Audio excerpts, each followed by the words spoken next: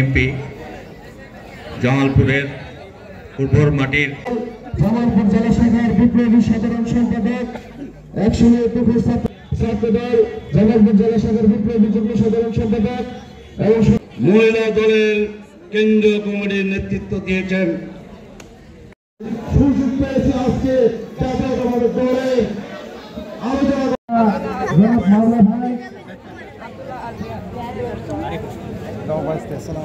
জানেন উনি কিন্তু সাবেক এমপি ছিলেন।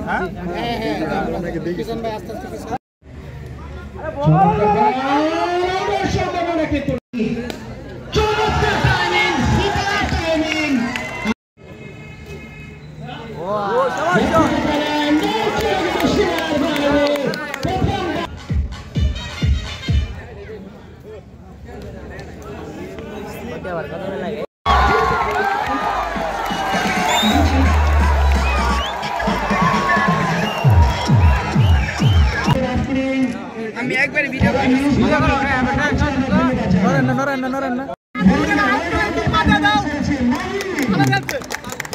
আপনারা জানেন বাংলাদেশ জাতীয়তাবাদী দল সহ বাংলাদেশের বিভিন্ন মানুষ আপামর জনগণ 18টা বছর যাবৎ তারা যুদ্ধ করছে। একটা সময় আমরা মনেই করেছিলাম ফ্যাসিস্টের অত্যাচারে এই যুদ্ধ বোধহয় আমাদের অসমাপ্ত থেকে যায়, কিন্তু আল্লাহ ছেড়ে দেন না, ছাড় দেন কিছু সময়ের জন্য। আজকে তাকিয়ে দেখুন, বাংলাদেশের আনাচে কানাচে থেকে শুরু করে জামালপুর পর্যন্ত কোথাও কোনো ফ্যাসিস্টের অস্তিত্ব নাই। বাংলাদেশের সাধারণ মানুষ ফ্যাসিস্টকে বিতাড়িত করেছে। বাংলাদেশের সাধারণ মানুষ এই ফ্যাসিস্টকে দেশ ছাড়া করেছে। এক কাপড়ে একটা সময় এই ফ্যাসিস্ট দেশনেত্রী বেগম খালেদা জিয়াকে বাড়ি ছাড়া করেছিল, তার সন্তানকে তার থেকে আলাদা করেছিল, তার সন্তানকে দেশের বাইরে পাঠিয়েছিল, তার আরেকটা সন্তানকে মৃত্যুর দিকে ধাবিত করেছিল। আজকে আপনারা তাকিয়ে দেখুন, বাংলাদেশ বাংলাদেশের জায়গায় আছে, সেই ফ্যাসিস্টের কিন্তু কোনো অস্তিত্বই নাই। সারা বাংলাদেশে ধানের আবাদ যেমন চাষের আবাদ কম হতো, কিন্তু শেখ মুজিবুর রহমানের আবাদ কিন্তু থেমেছিল না।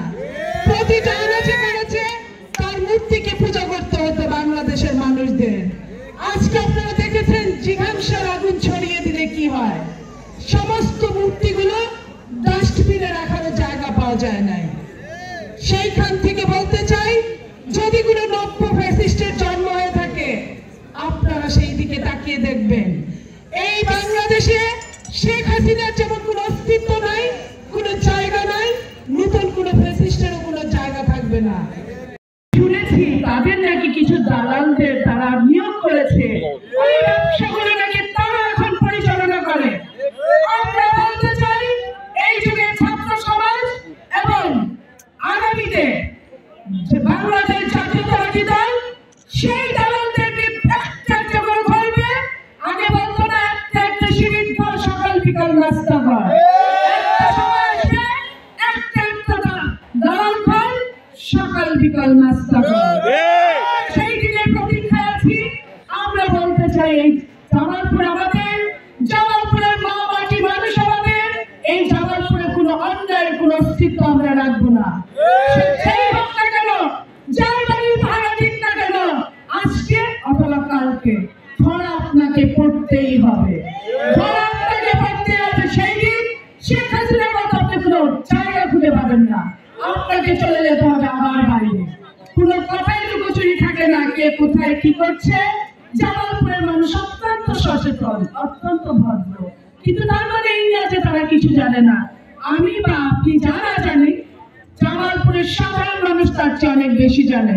অতএব আজকে বলতে চাই, এই কুচ ঘরে দাঁড়িয়ে সাধু সাবধান। সবাইকে ধন্যবাদ।